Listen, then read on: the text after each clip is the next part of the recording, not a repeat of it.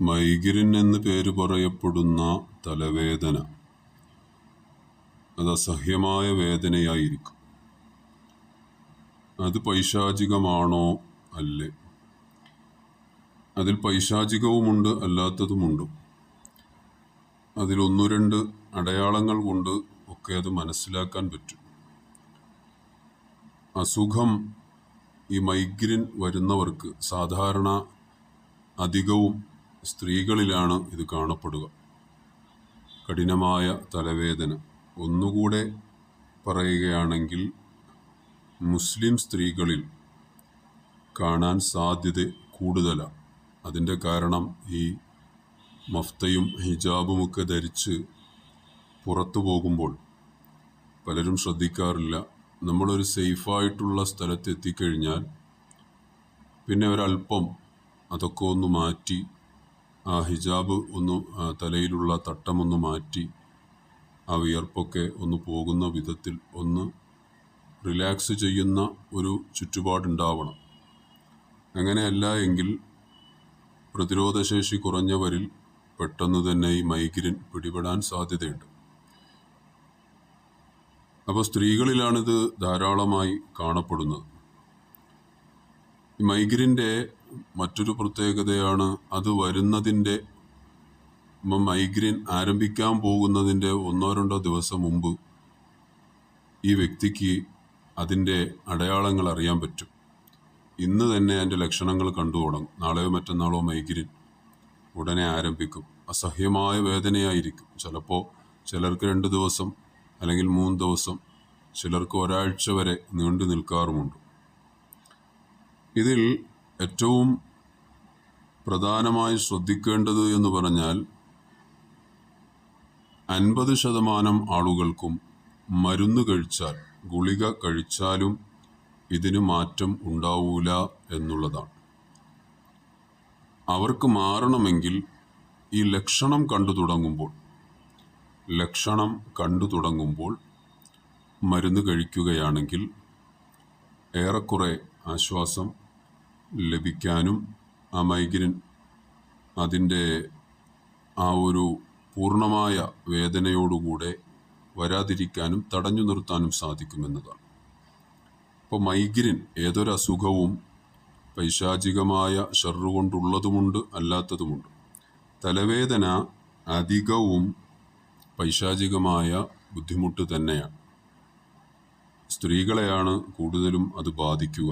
അതിൻ്റെ പ്രധാനപ്പെട്ട കാരണം സ്ത്രീകളിൽ ഒരു മാസത്തിൽ കുറഞ്ഞ ദിവസം 7-14 ദിവസമൊക്കെ ഋതുമതികളാകുന്ന സന്ദർഭത്തിൽ അത് ഒരു അശുദ്ധ സമയമാണ്. ആ അശുദ്ധ സമയം പിശാചിന് ഏറ്റവും കൂടുതൽ ഇഷ്ടപ്പെട്ടത് അശുദ്ധമായ സമയങ്ങളും സന്ദർഭങ്ങളും ശരീരങ്ങളുമാണ്. അതുകൊണ്ടാണ് ആ സന്ദർഭങ്ങളിൽ സ്വലാത്തുകൾ ധാരാളം വർദ്ധിപ്പിക്കുക. ഖുർആൻ പാരായണം ചെയ്യാൻ പറ്റൂല, എന്നാൽ ദിക്റുകൾ ചൊല്ലാം, സ്വലാത്തുകൾ ചൊല്ലാം. കാരണം നിസ്കരിക്കുന്നില്ല, ഖുർആൻ ഓതുന്നില്ല, ഖുർആൻ തൊടുന്നില്ല. ഇങ്ങനെ പ്രധാനപ്പെട്ട അഅ്മാലുകളൊക്കെയും ചെയ്യാതിരിക്കുമ്പോൾ അതിൻ്റെ കൂടെ മറ്റ് സ്വലാത്തുകളും ഒക്കെ ചൊല്ലാതെ മാറ്റി നിർത്തുമ്പോൾ പരിപൂർണമായും അശുദ്ധിയിൽ നിന്നും അശുദ്ധിയിലേക്ക് സ്ത്രീകൾ സ്വയമേവ ചെന്നെത്തുന്ന ഒരു സാഹചര്യമാണ് കാണാൻ കഴിയുന്നത്. അപ്പോൾ അങ്ങനെ സംഭവിക്കാതിരിക്കാൻ സ്വലാത്തുകൾ ധാരാളം വർദ്ധിപ്പിക്കുമ്പോൾ ഈ പൈശാചികമായ സാന്നിധ്യം ഉണ്ടാവാനുള്ള സാധ്യത കുറയും. ദിക്റുകൾ ധാരാളമായി വർദ്ധിപ്പിക്കുക. എത്രത്തോളം എന്ന് പറഞ്ഞാൽ മറ്റു സമയങ്ങളിൽ ചൊല്ലുന്നതിനേക്കാളും കൂടുതൽ. കാരണം ഈ സമയങ്ങളിൽ നിസ്കാരമില്ല, ഈ സമയങ്ങളിൽ മറ്റ് നോമ്പില്ല, മറ്റു ഖുർആൻ തൊടുന്നില്ല. അതുകൊണ്ട് തന്നെ കുറച്ച് കൂടുതലായി ചൊല്ലേണ്ടുന്നത് അത്യാവശ്യമാണ്. ഇങ്ങനെയൊക്കെ ചൊല്ലാതെ വരുമ്പോൾ പിശാചിൻ്റെ സാന്നിധ്യം ഉണ്ടാവുകയും അതാദ്യം പതിയെ നിങ്ങളിലേക്ക് അടുക്കുകയും പിന്നെ അതൊരു സ്ഥിരതാമസം പോലെ അത് ഉണ്ടായിത്തീരുകയും ചെയ്യാവുന്നതാണ്. ഏറ്റവും കൂടുതൽ ശ്രദ്ധിക്കപ്പെടേണ്ടത് ഈ മൈഗ്രെയിൻ ഉണ്ടാവുന്നത് ഈ ഋതുമതി ആകുന്നതിൻ്റെ 2 ദിവസം മുമ്പ് പലരിലും ഉണ്ടാവാറുണ്ട്.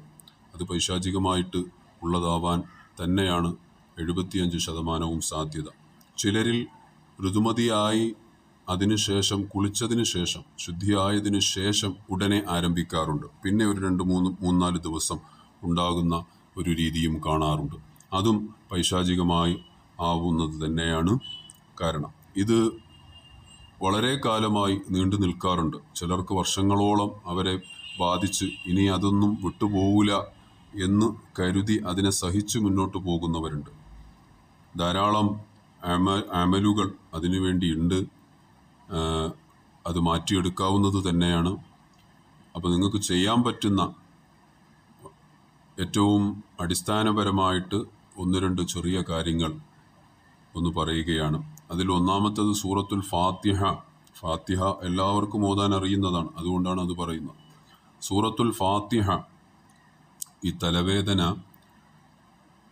ആരംഭിക്കുന്നതിൻ്റെ ഏതൊരാൾക്കും അതിൻ്റെ അടയാളങ്ങൾ, മൈഗ്രെയിൻ വരുന്നതിൻ്റെ തൊട്ട് മുമ്പ് തന്നെ അതിൻ്റെ അടയാളം അവർക്കറിയാൻ പറ്റുമെന്നുള്ളതാണ്. അതറിയുമ്പോൾ തന്നെ തലയുടെ ആ ഭാഗത്ത്, ആ വേദന അധികമായി വരാറുള്ള ഭാഗത്ത് 2 കൈകൾ വെക്കുക. നമ്മുടെ കയ്യിലെ തള്ളവിരൽ ഒരു ചെന്നിയിലും നടുവിലത്തെ വിരൽ മറ്റേ ചെന്നിയിലും വച്ച് നമ്മുടെ ചൂണ്ടുവിരൽ മൂർധാവിലേക്ക് വച്ച് അങ്ങനെ വെക്കുന്ന രീതിയാണ് ഏറ്റവും നല്ലത്. അങ്ങനെ വെച്ചുകൊണ്ട് സൂറത്തുൽ ഫാത്തിഹ ഒരു പ്രാവശ്യം ഓതുക. സൂറത്തുൽ ഫാത്തിഹ ഒരു പ്രാവശ്യം ഓതിയിട്ട് ഞാനിനി പറയുന്ന ദുആ ഒന്ന് ചൊല്ലുക. അല്ലാഹുമ്മ ശ്ഫി ഫഅന്ത ശാഫി, അല്ലാഹുമ്മ ശ്ഫി ഫഅന്ത ശാഫി ഒന്നാമത്തത്. പിന്നെ രണ്ടാമത്തത് അല്ലാഹുമ്മ ക്ഫി ഫഅന്തൽ കാഫി,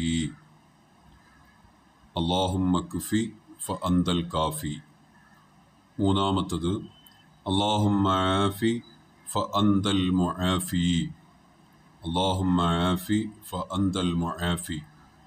ഇങ്ങനെ ഈ 3 വരിയുള്ള ഈ 3 ദുആയും ചൊല്ലുക. ചൊല്ലിയതിന് ശേഷം നെറ്റിയോട് ചേർത്ത് ആ തലയുടെ പുറകുഭാഗത്തേക്കൊന്ന് തടവുക. വീണ്ടും കൈ പഴയതുപോലെ വെക്കുക. വെച്ചിട്ട് വീണ്ടും സൂറത്തുൽ ഫാത്തിഹ പാരായണം ചെയ്യുക. പാരായണം ചെയ്തതിന് ശേഷം അതേ ദുആ പറഞ്ഞതുപോലെ വീണ്ടും ചൊല്ലുക. അല്ലാഹുമ്മ ശ്ഫി ഫഅന്ത ശാഫി, അല്ലാഹുമ്മ ക്ഫി ഫഅന്തൽ കാഫി, അല്ലാഹുമ്മ ആഫി ഫഅന്തൽ മുആഫി.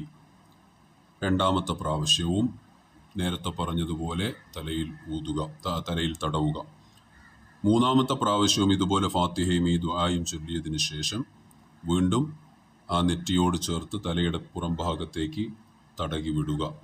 ഇങ്ങനെ ഒരു ദിവസത്തിൽ രാവിലെ സുബഹിയുടെ സമയത്തും രാത്രി ഉറങ്ങുന്ന സമയത്തും ചൊല്ലിയിട്ട് കിടക്കുക. ലക്ഷണം കണ്ടു തുടങ്ങുമ്പോൾ തന്നെ തുടക്കത്തിലൊക്കെ ചെറിയൊരു ശമനമാവും ലഭിക്കുക. ഇത് പതിവാക്കുന്നവർക്ക് മെല്ലെ മെല്ലെ അത് കുറഞ്ഞ് ഇല്ലാതെ തന്നെ ആ മൈഗ്രെയിൻ്റെ തലവേദന, മൈഗ്രെയിൻ്റെ ആയാലും ശരി അല്ലാത്ത തലവേദനയായാലും ശരി, അത് പൂർണ്ണമായും മാറിപ്പോകുന്നതായി കാണാൻ സാധിക്കും. ഇത് ഒരെണ്ണമാണ് പറഞ്ഞത്. ഇൻഷാ അല്ലാഹ് ബാക്കിയുള്ളത് വഴിയെ അറിയിക്കാം ഇൻഷാ അല്ലാഹ്.